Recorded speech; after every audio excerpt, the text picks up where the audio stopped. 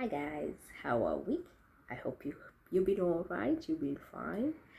Um, I've been well myself, and it's another week. It's a blessed week. And I got company today, Mr. Kimendero. um, yeah, he's enjoying his music, so I'll let him be now. Put him back. So let me get serious right now. I want to talk about a topic that I think I've been thinking about this week, and it's on dreams and visions. Because this week I've spoken to a couple of my friends, actually, two of my friends, and they're both in different continents. And we were talking about, one of them was talking about starting a business, or, starting like a business, and the other one was talking about having a desire or planning to study abroad. So yeah, you have a dream to study abroad, and I think, look, people talk about dreams and visions, and I don't dream a lot. I think I've said that before, but it's like there's some people who like literally dream every day. I can dream maybe once a week. I mean once a month. I don't dream a lot, but I see a lot of visions. So for me, maybe things I should be seeing in dreams, I see them with my eyes open. Not literally like looking at them, but like they come to my mind when I'm when I'm awake.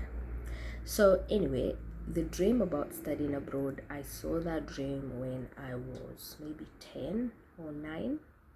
I just remember saying that I don't want to go to university in Kenya. And I also think, like, there's a quote I saw the other day. I don't know what I was reading, but it was talking about, I'm gonna digress a little bit, but it was talking about the power of our subconscious mind, or our subconscious level of awareness, where our subconscious level of awareness and our unconscious, both of them, they are able to hold things that we see, and things they're able to hold images and emotions, and that is probably something maybe our conscious level of awareness is not able really to hold, or to actually keep.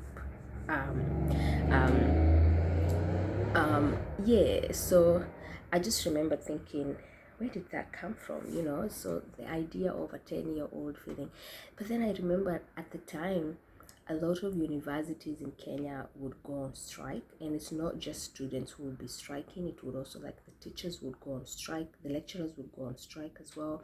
And it wasn't like a thing with one university, it was like major universities, like back to back. So like within a semester, you would hear like 3 major universities are on strike, and like people are literally not going to uni. And then you hear someone's degree was meant to be finished in 4 years, and they've actually done it in 6 years. I remember I used to think, what kind of nonsense is this? It really used to ache me, and it didn't used to make sense to me. And I used to think, if it's that bad to work hard to go to university, I probably don't even want to work hard, because I'd rather not go there. Why should I go and waste my time?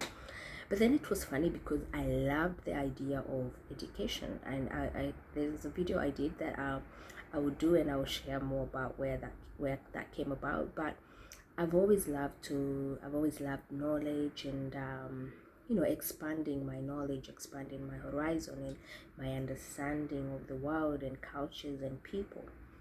And I always felt like, you do that through traveling. You don't just get that in your surroundings. So yeah, so these are some of the things that I wrote that I'm gonna share with you guys.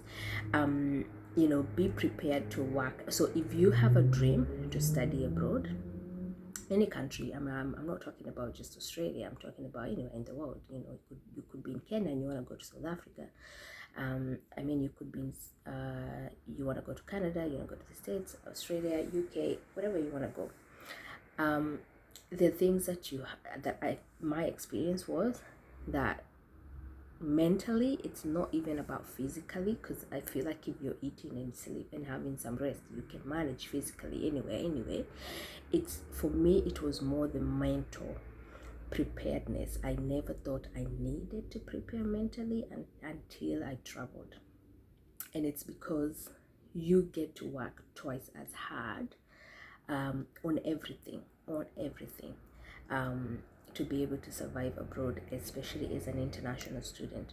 So you obviously looking, if you are like me, who really wanted that independence and really didn't want to have to like call my parents and say, oh mom, I'm stuck, I can't pay my rent. Or, no, I never was about that business. That wasn't gonna be the business I was gonna do. So I literally landed with, and that's my previous video talking about how I got my first job in 48 hours, because I had that mentality that I had to work hard, and I knew I had to work hard to get food on the table, to have a roof over my head, but also to sort of support myself as I studied. So it was also the idea of being able to embrace discomfort. So I've learned that, and not even I've learned, like over time I've known that everything that I want in life, I didn't get it when I was comfortable. You know, I I used to sleep a lot back home. Actually, one of my friends used to make a reference of, I'm more surprised when you're awake than when you're asleep, because you're always sleeping. I don't know what it is, but I just love the idea. I don't know why I used to sleep a lot, but I did. And it's crazy how the change happened when I moved to Australia, because obviously I had 3 jobs. I had a cleaning job, I worked in a restaurant, I worked in a supermarket, and I also had uni. I'm in college at the time, so it was a lot to do and I only had 24 hours, just like everybody else. So I remember I didn't used to sleep well. There are days I used to sleep only 3 hours, and it was crazy. So it's just embracing that discomfort, that you're going to change how the things you used to do and how you used to do things, and you are going to stretch yourself. You're going to feel the discomfort. The other one is be ready to fight for your rights and your positions, because what I learned is some people will disqualify you from face value. They haven't even seen your resume, but they'll just disqualify you from your name, just seeing Mode Jockey.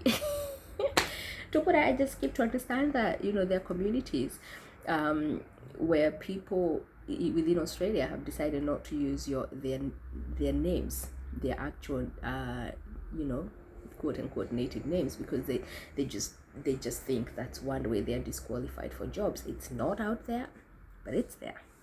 So yeah, people might look at you or might look at your name, and they might disqualify you without giving you that benefit of doubt. And I'm not even talking about jobs. It can happen at uni as well, with lecturers, and I have faced it. So I'll give 2 stories. But so I'm gonna give these 2 points: be ready to fight for your rights and your position, and be ready to speak up for yourself before you can even think about speaking up for others. And how I learned this, with the point of be ready to be disqualified on face value, be ready to ask why respectfully, but then with determination and patience. Where I think there was a time, I remember at uni, a lecturer crossed a statement on my essay, and I think on that essay I got like really low mark. Like I think it was like average. It was a credit, but it was an essay that I had put so much into it, and really I thought it was going to be a distinction. Anyway, I just remember lifting my hand up, and she came, and I asked her. I wanted to understand. I felt like this point was really self-explanatory. I just wanted to know what was wrong with it, or what you didn't understand, or what was the reason why it's crossed out. And even before she looked at it, she looked at what I was addressing. She just said, when English is not your first language. And I went, hold on, like that. It's almost like that solidified for me the fact that she probably had that hat on before she even marked my essay. She had the hat. She had the idea of. She had this idea that English was not my first language. So even as she was marking the essay, she wasn't marking it to understand what I was saying. She was marking it to correct grammar or whatever else it was that she was referencing to, saying English is not my first language, before actually looking into what I was asking. I was asking her, and I think at that point I said, oh, okay, fine. I think she did finally look at the paper and the question at hand, but I don't think at that point I was even paying attention, because I was just like, okay, all right, you had already made a conclusion. Maybe you marked my paper through this lens, and that's why now this conversation is headed left. So yeah, that can happen. And if I did not ask, maybe I would never have known that it's actually something that could happen. The other one was, be ready to meet people, and people who are still discovering the world. I mean, people who are still discovering themselves, people who are still discovering the world, and people and other people in it. So what I meant was, you're going to meet people who have very strong opinions about other people. And the funny thing I find, especially in Australia, I find it funny that other immigrants are the one who have stronger opinion about other immigrants. So for instance, when you look at the history, and obviously I'm not a historian, so I don't really know who are the first people who moved to Australia. Obviously we know the first ships and things like that, but there was faces, there was ears when a certain community came in. Let's say Italian, the Greek, the Chinese, and then you have, in the recent years, Africans. But you have the people who came first telling the ones who are coming last, you shouldn't be here. What I find it funny, because in my, how many years of, I'm gonna be 7 years in Australia next week. But it's like, in my years of living in this country, I have never had the first Australians, anyone, a person who identifies as an Aboriginal or Torres Strait Islander telling someone, go back to your country. But then you hear it from people who, their generations came here, migrated here, maybe the first people who, among the first immigrants, telling the newer immigrants, you shouldn't be here, or you should go back to your country. So it's interesting. So you're gonna find that. And but I don't take offense to it, because at the end of the day, there's nothing wrong about going to where I came from. I wasn't chased away from home. I wasn't chased away from Kenya. That's still my country.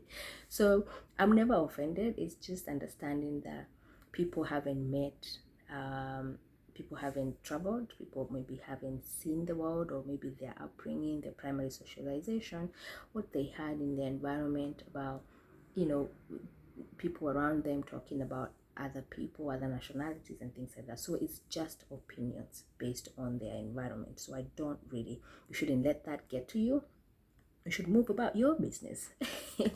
So be ready to rediscover yourself without external validation and affirmation. This was a strong one. So, it was important for me to know who I am. And I wasn't perfect in that. I actually struggled, because I came in, the first thing I did was try to fit in everywhere. I was trying to find friends. I was trying to find, other Kenyans, and, trying, to just belong. I was looking for that sense of belonging, and it was hard. But the moment I realized, look, I love to feel like I belong somewhere. I love to have friends, but I can also just come and rediscover myself again. I can choose to find new passions, to find new interests, to find who I am. So I rediscovered myself. I went on a journey to know who I am and where I want to be. And then through that, I found my tribe. And that's another way of rediscovering yourself and finding sense of belonging first within yourself before you can find it from other people. But it's also, just, like I said, find your passions. So be firm in your faith. Without faith, fear leads. Fear leads your world.